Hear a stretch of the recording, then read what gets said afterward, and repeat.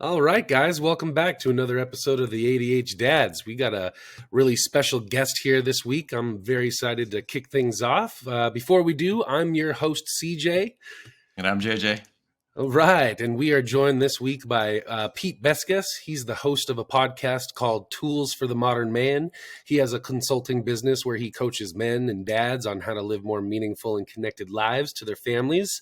His mission is to help modern men overcome challenges and ingrained beliefs that are preventing them from enjoying their careers, their families, and their lives. He helps men take back control from the the freedom that they crave.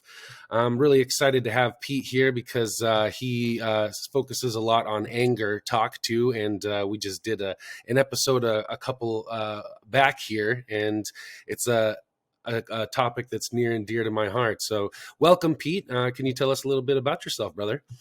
Yeah, thanks, JJ and CJ, for having me on. I'm really excited to have this talk. I am a life coach. I've been coaching for about 3 years now. And my focus primarily is to help men and teach them the tools that they didn't learn through life to handle the new pressures that we all have as we progress. So layering family, career, kids, age, health issues, all those kind of stuff. And I think the traditional methods and the traditional mentors that we had in the past, we just don't have in today's environment. So that's where I'm trying to give back to all of the listeners and everyone else that's out there. Awesome. Yeah. How did you get into this work? What made you kind of decide to shift your career path into this and do this kind of stuff?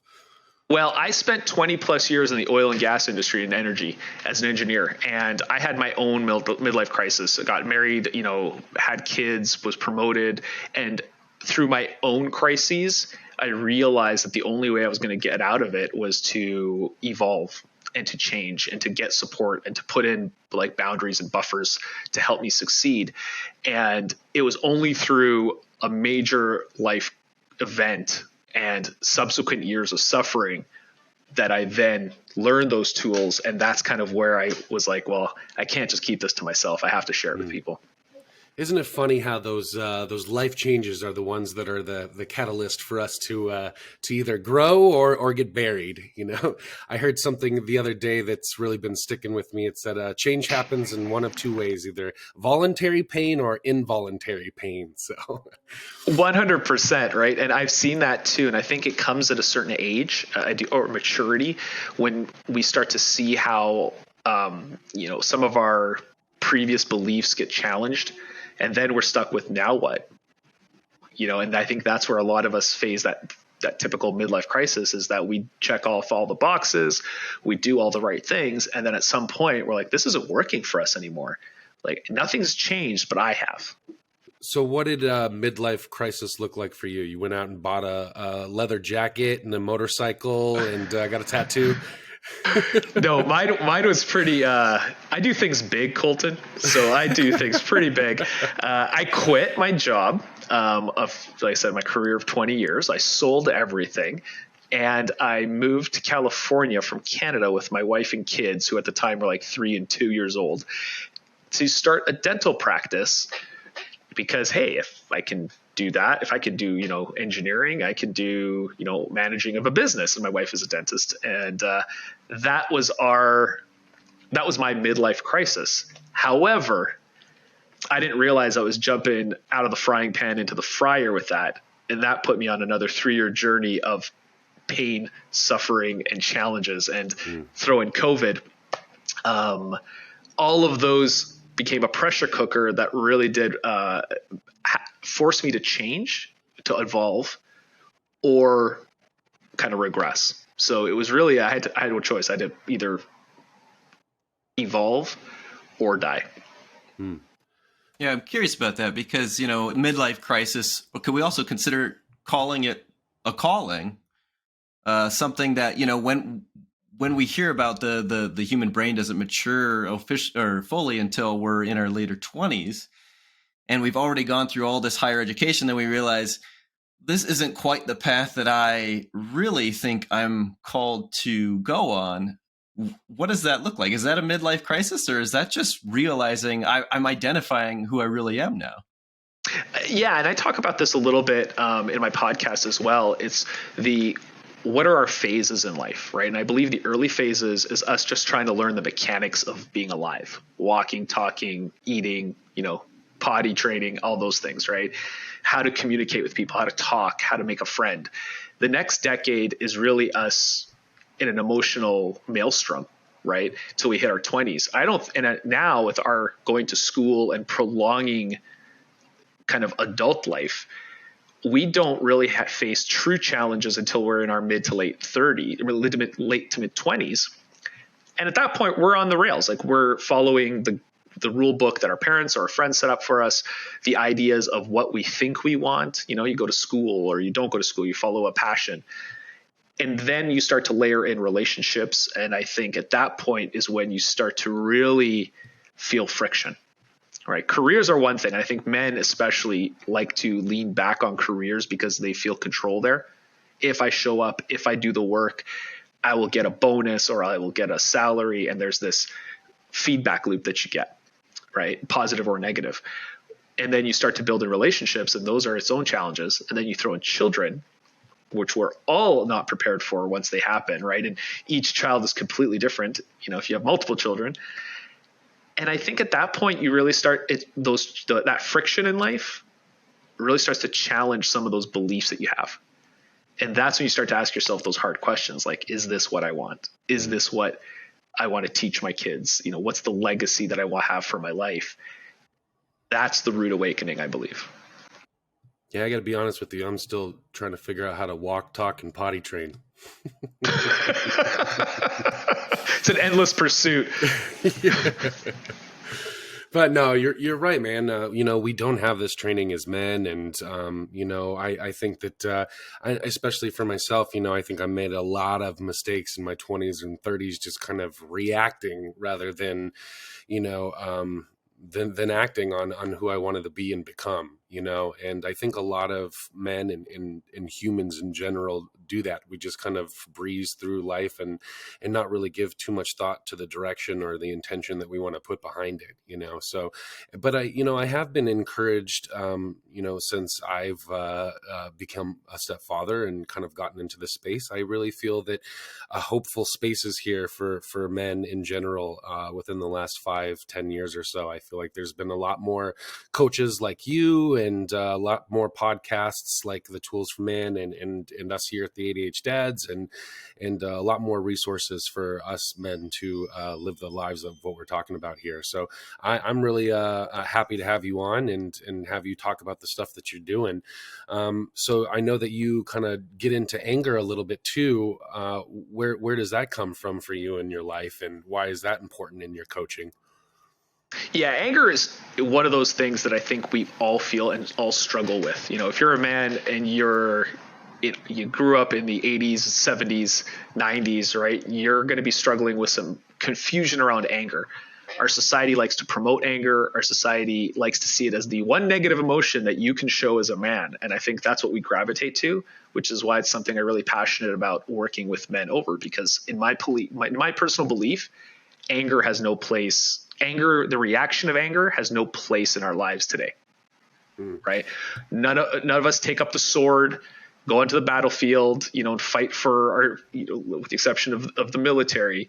In our day-to-day lives, when we show up with anger, we're usually destroying versus creating. I mean, we were just talking, JJ and I, a couple episodes ago, and I said, I don't think I can really think about one time in my life where anger has actually served me or benefited me. Maybe in a self-defense kind of situation where you got to fight, in that fight or flight. But even then, I would argue that, that situation could have been handled differently without anger, and you probably could have gotten just as far or further, So, I mean, really, yeah, this is like base level instinct here. This programming that's like in our brain still like spitting out these emotions, and this programming like, nope, you got to feel this way, you got to act this way. And, there's a more evolved part of our brain, a more aware part of our brain that can look at that and say, no, not necessarily. Or you can feel it, but you can react differently with it. Exactly. And the way I kind of teach it when I coach men on anger, there's the feeling of anger, which is a secondary emotion. It's usually masking another emotion underneath. And then there's the act of anger. So there's the noun and the verb, right? The action will always fail you. The feeling is a trigger. It's something that we need to learn to identify and ask better questions around where is it coming from. So that's one of the things to really focus on. Most of us, it's instinct because we've been trained, right?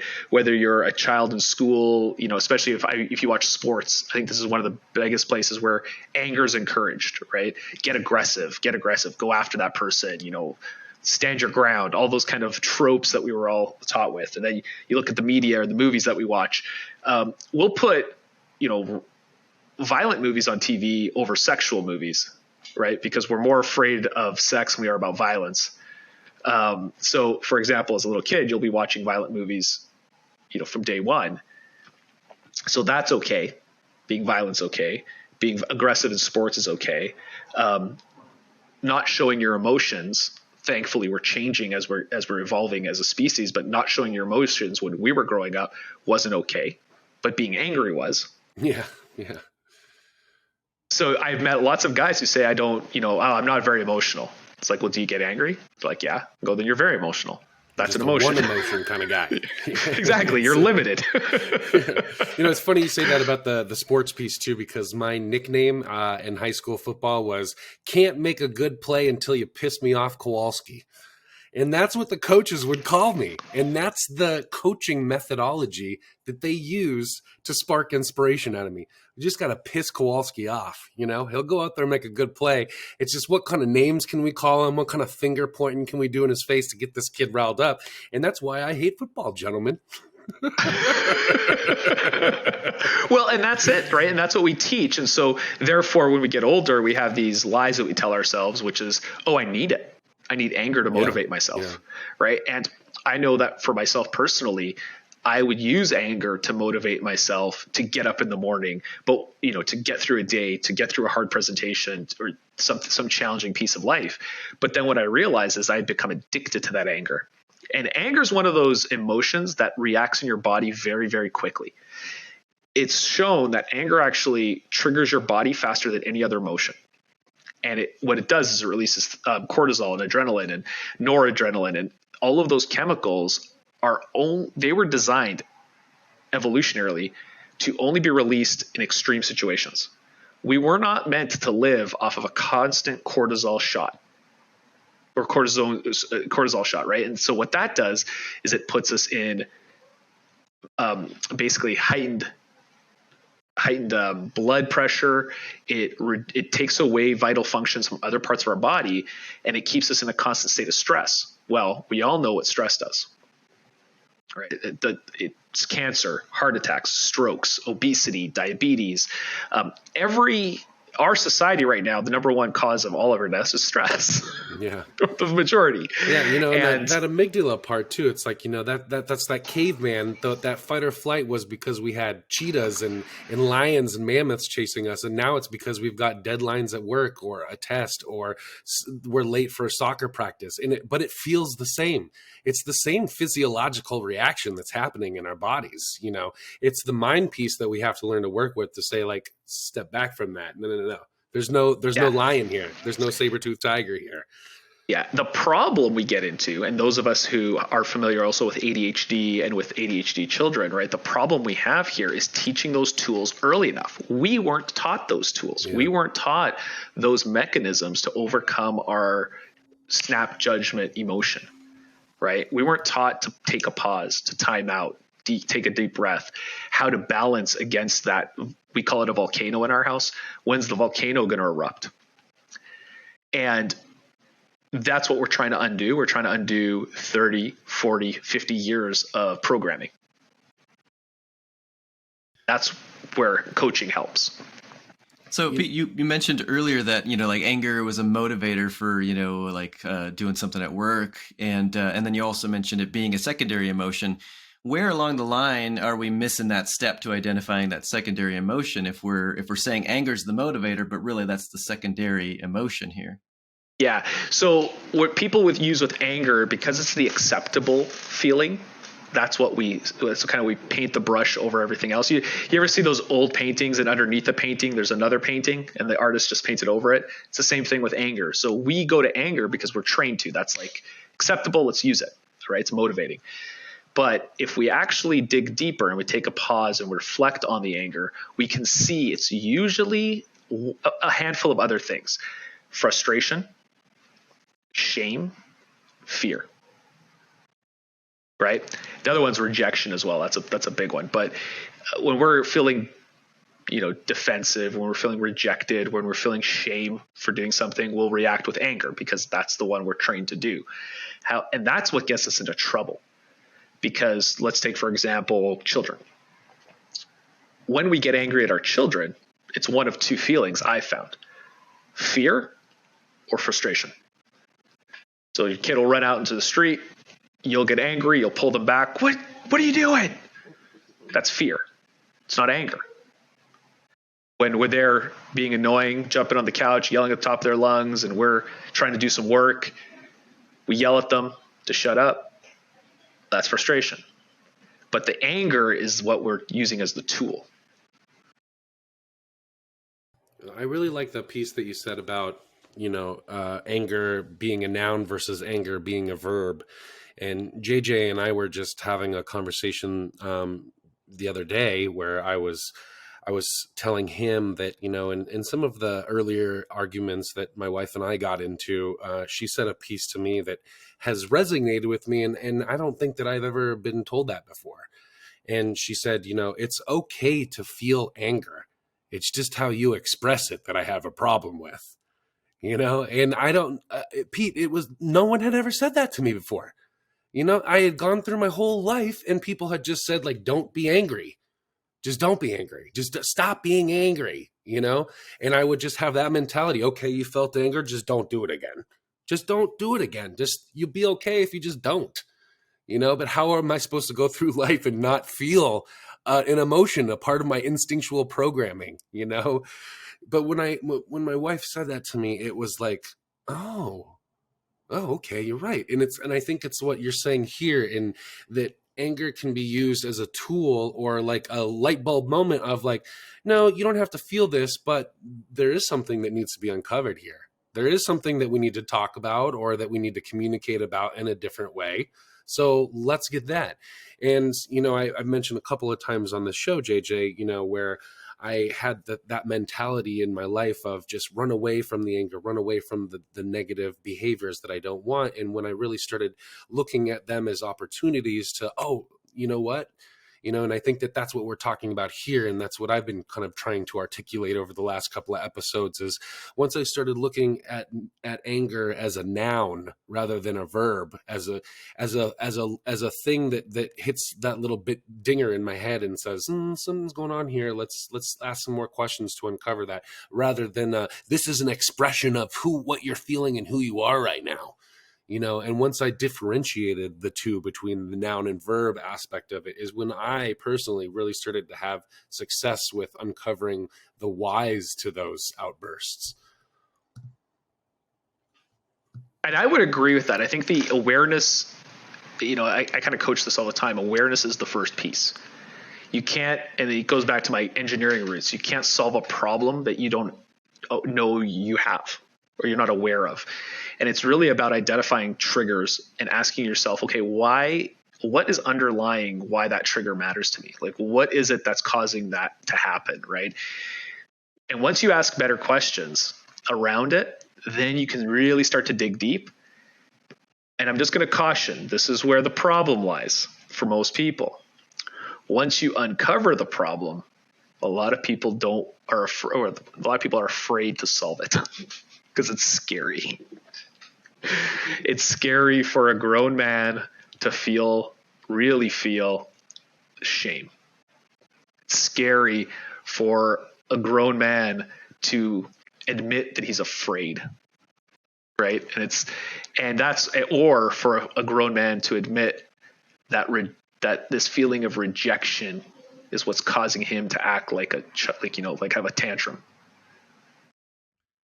So, Pete, if some guy's coming to you, like, is that because they've decided that I am I am experiencing shame, I am experiencing fear, and I need to kind of work through this? Is it a healthy mindset, or what does the typical person coming to you, struggling with anger, give you with their story?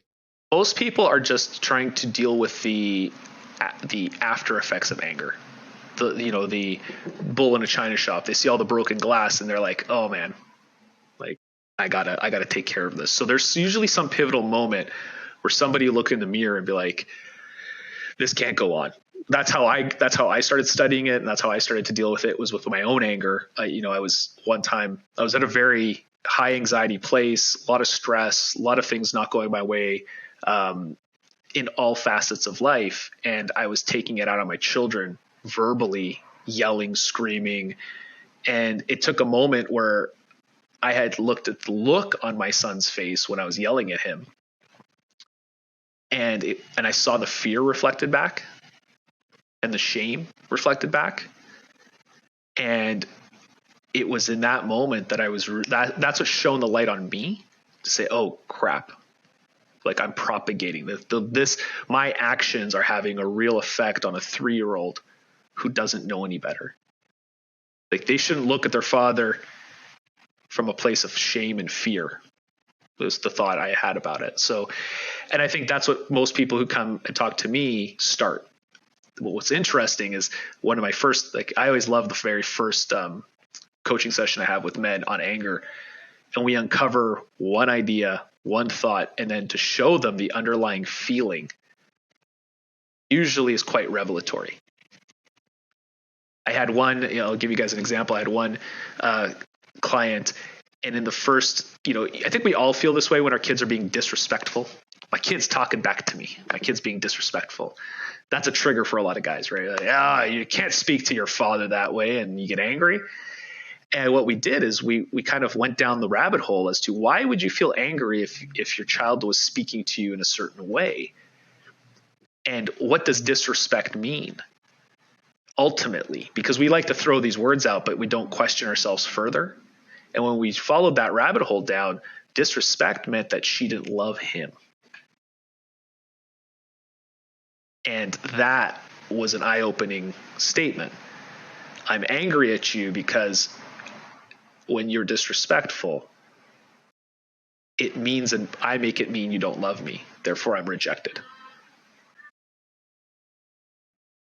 So when a story like that is brought to light in somebody's mind, is that something that they lean into as a fact, or is that something that they can now work through and realize this isn't actually aligning with this relationship? Therefore, now we can work on the relationship, and I can come to them with a more even-keeled approach. Well, and that's what's fantastic about working with another person, to be able to be not take away that emotion, because most of us are very emotional when we're talking about our stuff, myself included. Like, when it's my things, I'm right 100% of the time, period. So when somebody comes to that realization, so we'll take the example of your daughter's being disrespectful equals she doesn't love you. Well, you can ask a guy, do you believe that to be true? Do you believe your child does not love you? And there isn't a parent that I know who will answer, yeah, I believe that they don't love me. Once you make that click and you're like, your anger is coming from you and your belief that you're not loved.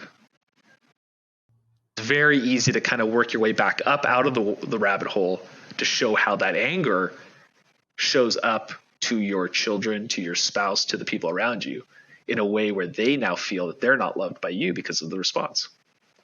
It's this negative feedback loop, or positive feedback loop, but in a negative way.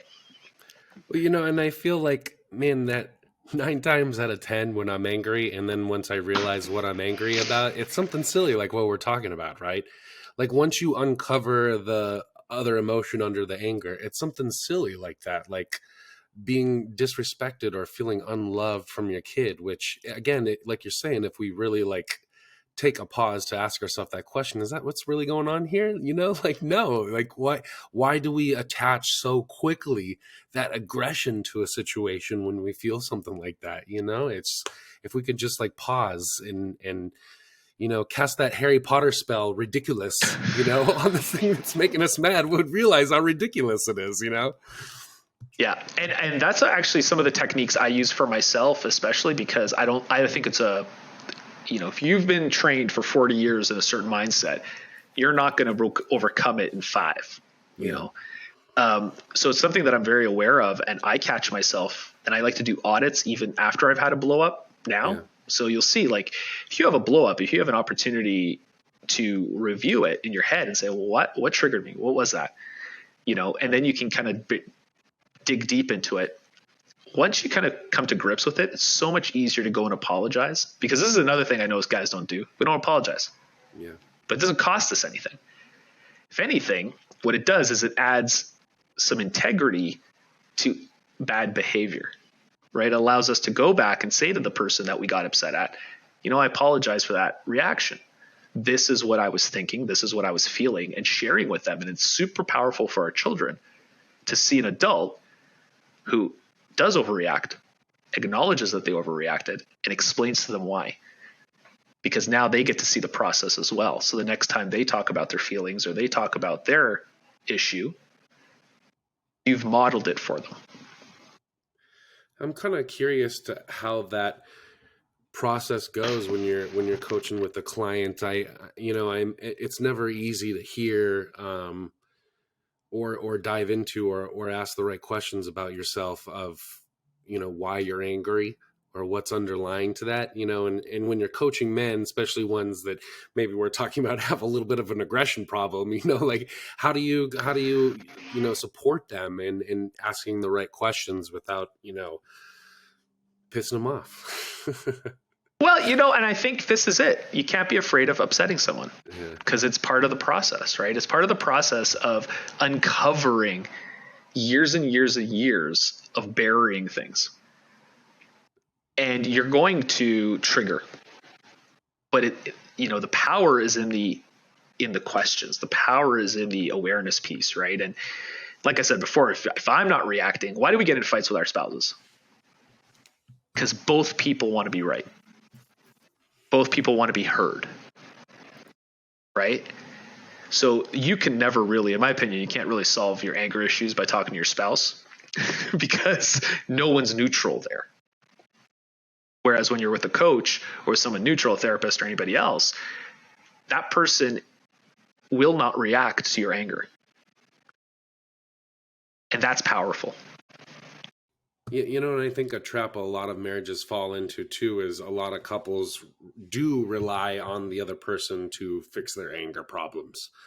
If this person would only do this thing that I've asked them 100 times to do, then I wouldn't be angry. We wouldn't fight if they would just do or act or say this thing that I need from them. When I feel, again, a lot of that this work that we're talking about revolving around anger really depends on that independent existential journey of going inward and asking where it comes from and why you're scared of that or what goes underneath that. So what kind of tools do you kind of give men after you've kind of asked and uncovered those surface level questions? What's the next step? Where do you kind of direct them to go from there? Well, and this is where I think it's an evolution, because the first steps, and the way I teach it in one of my webinars when I have them on anger, there are 3 kind of, I call them groups of angry, right? Triggers. There are situational triggers, and those are your standard traffic, standing in line. I like the DMV. The idea of going to the DMV never makes anyone very happy. Then there's other people and the way that other people behave that makes you angry. And then the third one, and this is where you evolve to, because I always like to use the simple day-to-day stuff to really uncover the behavior. Then you can move to the next phase. And then the third phase is you. What are your deep-seated beliefs about anger? Why is this important to you? Why is it important to keep this as part of your life? And that's something that I'm very proud of, where I've gotten to, is that the minuscule stuff doesn't even faze me anymore. Case in point, football. My son is in flag football, and he got punched in the face in one of the games. And everybody got really angry, except for me, and it was my kid. Didn't punch the kid this time, Pete? And my son, he was on the ground, he was crying. They're 7 years old. I'm like, there's no damage here. What good is it if I get angry right now? Like, who does that serve? Didn't serve my son. It wouldn't have served the team. It could have caused a scene, whatever. This is America. Somebody might have a gun. I don't know.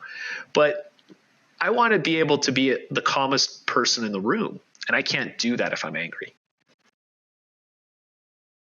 So how does somebody in a situation like that, when they, are feeling that fight or flight, they're not really kind of taking steps back sometimes to breathe and process and saying, if I get angry and I act out, this isn't going to serve anybody. They're already to the point where they're feeling the anger. How can we dial that back? That's practice. Just like you practiced to become a hair trigger rage monster, you need to practice to undo it. Right? This is the biggest fallacy in all the work that we do. It doesn't matter what it is that there's this magic pill that you take once and it's solved. It's not. It's become aware. Start to see where the triggers are. Audit yourself. Go back. Ask yourself the questions. Allow yourself to fail. You are going to fail. I still get angry, but I don't let it eat away at me, and I go back and I correct and I rectify. And it's just this constant iterative process. And if you're not, that's the work. That's where the challenge is. And I think that's with any transformation, any change in your life. It's that consistent work of going back and not being afraid to just keep at it. So let's say, you mentioned spouses earlier, both, tend to like the idea of being right. One person goes to a neutral party and then they return back home. And now they're in a situation that looks similar to a previous situation where anger comes out and they're both, in their corners. Where in the process does that practice really start to take, effect in the difficult situations? I love that you said that too, because it does evolve to the spouse, right? And I'm going to ask you guys both a question. Why do you have to be right? I don't. I figure I'm not most of the time. So it's my default setting. No, but you're right though, Pete, because this brings back an important conversation that JJ and I were having again the other day, and it was kind of around the theme of the cure to anger is curiosity. If you're curious, it's really hard to stay angry. If you're asking questions, it's really hard to stay in a point of I'm right, you are wrong, and I'm mad at you because you're not telling me how right I am. And I honestly, I think that that's my best defense against anger in these moments. And instead of exactly right, why do I have to be right? Why can't I just exercise trying to be curious in this moment? And I think through that exercise of curiosity is when answers come to you, solutions present themselves, and options that you can't see because you're so boiled up and hot-headed in the moment, are all of a sudden there in front of you because you're aware of it. Your blinders have a little bit more perspective in your range of view, and you are a little bit more calmed down and relaxed to be open to that. So I love that you said that. Yeah. JJ, I want to hear your point of view on that one. Man, it feels good to be right, but it's not needed. It's not needed. Honestly, over 4 years ago, my divorce was finalized, and we had many moments where we were just, fighting just to, you could say, out of self-preservation to survive because we were scared. And there you go. That's the underlying thing is there was a lot of fear. What's this going to look like if the other person points out something about me and this threatens my future in some way, because I'm not thinking fully rational at that point. I'm just struggling and it hurts a lot. And I talk to guys pretty regularly as a co-parenting, coach that, are in the process of possibly going through divorce, and they're terrified. And anything like I've heard the statement, she's painting me up to be a monster, and that's not right. That's not accurate. But how do they work through that when they're really scared to death and they don't want to be perceived that way, defined that way? And maybe there are, lies being told about them. So therefore they are in fact maybe in a situation where they're not wrong, but they're being told that they're wrong and they're, less than ideal for their kids. It's a very difficult situation for them because, of course, they want to fight for something, but they're just lost and hurt and confused. And I was there, so I understand how that could be. You could be feeling anything like anger and sadness and fear and want to fight. That didn't get me to a better place, but it is hard to work through those moments.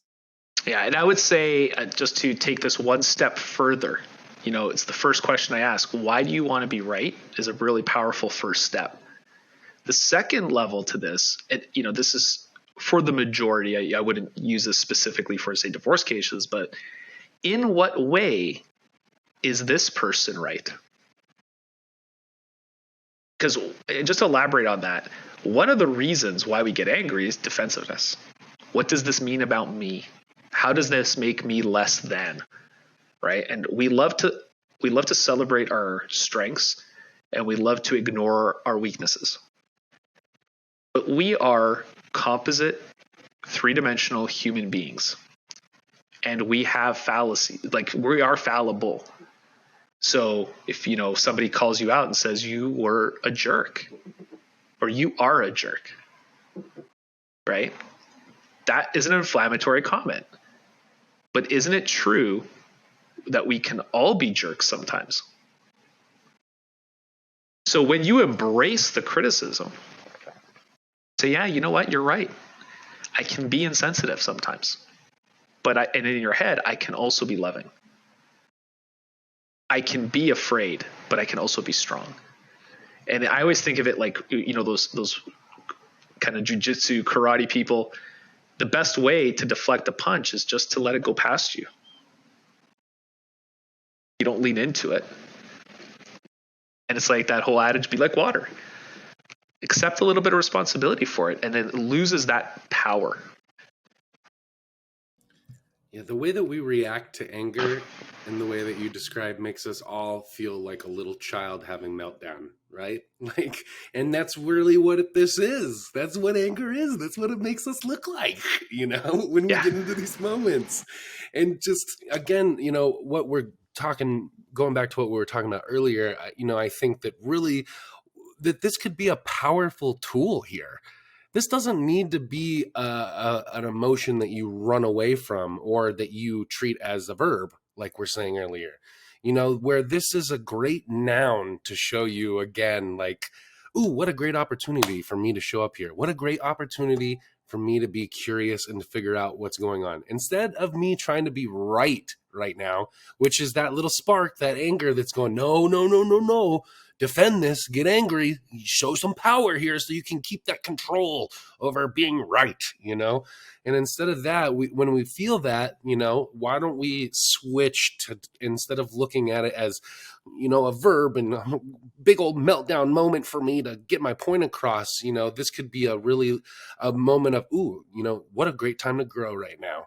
What a great time for me to practice some maturity and ask some really good questions and get to the bottom of this. Because if I do it this way, I know that there's growth on the other side of it. And I know that there's a lesson that I can learn, and that there's a bit of information that I could get from my spouse, from my kid, from my coworker, from my peer, from my friend, or whoever it is, if I can just implore this curiosity right now, rather than trying to beat my point into them. So, great point, Colton. And when you're curious, if you're able to be curious in a difficult situation, that's fantastic. What are some of the tools, when you're in a situation where the two parties are heated, the curiosity is probably past the point of an option. How do we maybe calm the situation so then we can bring back that point of curiosity and advocating for the other person's, character? Pete, before you answer, I just want to tell you my old method was to spew out as many curse words as I can and to make very demonstrative motions. Now, is that something that you would recommend? Well, I grew up in a Greek household, and if you know anything about Greeks, Italians, everyone's very loud and everyone's very animated and everyone's yelling all the time, right? So that was my default. I'm also a loud talker in general, so even if I speak, people think I'm angry, and I'm like, no, I'm just loud. Like, that's just, I'm not angry. So no, I don't like, I curse a lot still, but that's not my go-to anymore. I found two great techniques, and I love that's why my podcast is called Tools for the Modern Man, because I love tools, right? We love toolboxes, help us get better. The first one, if you're going into a conversation with your wife, carry a notepad. Always. What I found is write notes while she's talking at you. Oh, for some women, that'll trigger them right away, by the way. True. But it's a very easy thing to say, listen, I just want to be able to write down just to hear, like, I don't want to, misconstrue what you're saying. I just want to do this. But what it really does is it slows you down. Our brain works 10 times faster than our hands do. So having to slow down, pen to paper, thinking about what they're saying, writing it down is going to invariably slow you down. I was just telling JJ, my wife does this to me. She comes back with notepads. You said this 10 minutes ago, and I would like to address that. I'm like, what do we take? Oh, but here's another good example of that. That is great. Thank you for taking that note down. Let's explore what I said, because when we acknowledge it, we accept it, it has no power over us anymore. Right? That's why I think it's such a great tool. And I've used this with myself in many conversations. And then I've also recommended it to some of the guys in our groups, and they've had great success with it because it slows you down. Any technique that slows you down puts you in a position to not react, but to act intentionally. No, it is a great tool. And you know what? I did take offense to that at first. Like, what do you mean you have a whole tit for tat list of discretions that I've done here and we're going to go over it? But if I can step back from that, I think that that's a very mature approach to take to it. Again, where I'm very, passionate and in the thralls of reacting, my wife is trying to articulate, define, uncover, and write down in a way that it's not going to get misconstrued. And there's a lot of learning that I can get from that brother, because I just want to get it out now, Yeah, 100%. And I think that that's really part of that audit system. So if you're open to being audited, audit yourself, audited by someone else, then it's a learning experience. With my kids, it's very, very, like, that one's the one that we can get really elevated very quickly. And it's almost, this is where you need that timeout, the adult timeout, where you just breathe, box breathing, some sort of, timed inhale, exhale, release, and a count. And then ask yourself one question. How do I want to react to this? When you pose a question like that, you're going to choose an action. So if I was to ask you, you're angry in the moment, and I was going to say, Colton, how do you want to react to your child, jumping on the table? Yeah, it wouldn't be to throw the towel at them to knock them off, to get them to stop. That's right. You probably wouldn't be like, I'm going to swear at you now. Yeah. Yeah, you would say, exactly. I'm going to walk over. Just the filter of that one question can be so important in just filtering a reaction through, rather than just doing it. That pause of, is this who I want to be? Is this, how do I want to? Can really be powerful, like you say, to really just slow it down in that moment. Yeah. And what I do too is, I practice what I preach. I put into Post-its everywhere. So when I need prompts and when I need to be able to kind of check in with myself, I'll have a nice big fluorescent post that's like, check in, ask yourself a question, right? Like right now, the one I showed you was seen, safe, and heard. It's the 3 words that I try to keep in my head as I'm talking to my children when they're being vulnerable, or talking to my wife. They just want to be seen. They just want to feel safe, and they want to be heard. Yeah. If I'm yelling, if I'm the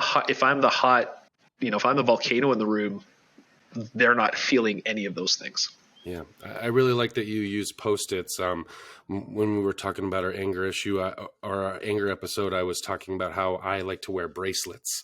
I'm not typically a bracelet guy, but just that having that on my wrist and feeling that, those beads jangling around, if I ever get lost in an anger moment like that, my fingers wagging in the face of my 7-year-old, those beads are jangling. And it's a powerful reminder of how do you want to show up in this moment? So I think like having, like you say, those totems or those little post-its or reminders or whatever it is, alerts on your phone to have you meditate, I think are so vitally important to keep the level of calm, throughout the day. Yeah. And I also am a big believer in intentional action versus reaction. And that's why I have the coil binder everywhere, because I start every day with kind of question prompts. How do I want to show up today? Where are my opportunities today? As we look at our calendars, as we have a busy life, things can get away from us, and it's very easy to become reactive. So what I like to do is start my day off by identifying it's kind of like scripting your first 15 plays, in football. It's scripting kind of the morning, the first half hour, the first hour of you being awake. How do you want to show up? Do you want to show up in service? Do you want to show up, full of energy? Do you want to be an engine for your kids? Like, how do you want to start that first hour to hour and a half? And ask yourself that question. Show up as that person. When you do that, you're a lot less behind the 8 ball. And one thing I did notice about anger and how we respond is that it's a kind of a snowball effect. How we set ourselves up in the morning.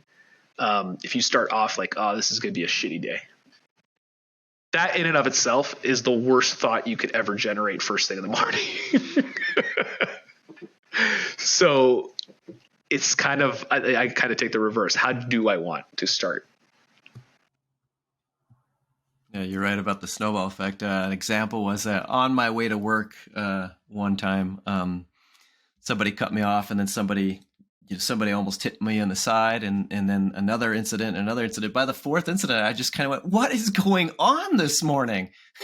Everything's out of my control. I'm uncomfortable. I'm getting worked up. And then just the other night, my son and I, we went to a hockey game, a minor league hockey game, and exiting the parking lot took a long time. And it wasn't a packed crowd. So I was sitting there thinking, what's going on? And then and my son sits there and he says, what, all these stupid people. And I just had that thought. I'm like, well, let's think about that, Cohen. They're actually in the same position as we are. I don't think they're doing something stupid. I think they're also probably wondering what's going on. Why is this taking so long? And so I was kind of advocating for somebody else, trying to help my kiddo, and also honestly trying to calm myself. And I just want to go back to that comment, I said earlier about triggering women. Well, it also triggers men too, the idea of writing notes like Colton said. But what I experienced, and I wanted to highlight that again, is that when those triggered moments happen in your partner, what's worked for me is just kind of not necessarily out of defensiveness, but more advocating for our relationship and suggesting, well, this is something that I'm doing because I want to help our relationship. I want to understand you better, and this is a tool to help us get there. And I've had pushback against that sometimes, but I don't think it was anything that was communicated to them poorly. I think they were still charged in that moment, and that wasn't something they wanted to witness in me. They wanted something else from me. But I think, again, going back to earlier, it was more about them wanting to be right in that moment, and that perhaps was them suggesting to themselves, this is going to undermine my ability to be right. Yeah. And then you start to open up. Now you're starting to kind of go into a different phase of what do you do when someone else is exhibiting anger, right? And that's a whole nother conversation. It's all that is the boundaries conversation. You do not have to just sit there and get railed at, right? If it's triggering you, if it's causing you pain, if it's doing something, you can choose to remove yourself versus reacting. So what are some of the ways that couples or men can establish those boundaries? Both for themselves, maybe communicating with a partner that, these are my boundaries. When I get like this, maybe these are the things that I need to have. Or maybe that looks like a conversation with yourself of what are my boundaries when I start to feel anger? Maybe boundaries are... Yeah, maybe if I'm feeling this way, I need to set a boundary for myself that once I get to this point, this course of action needs to go into it, and then what does that conversation look like? And then how is that maybe different from a conversation with our spouses of when you get angry, I need to set this boundary in place? Boundaries are always for you. They're never something someone else does for you. Wow, I love that, Pete.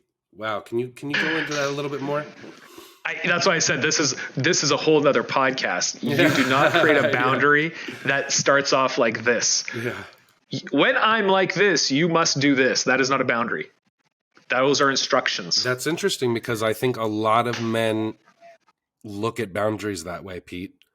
You and they're need wrong. to, when you get to this point, you need to do this to respect my boundaries, you know? Yeah, I've heard it said, you can't talk to me that way. Well, I mean, technically they still can. Yeah, that's right. And that's why I said it's like when we talk about, let's try to keep it in the anger container. When somebody is exhibiting anger towards you, you have choices. They can act however they want. And they do, and they will. You don't control that.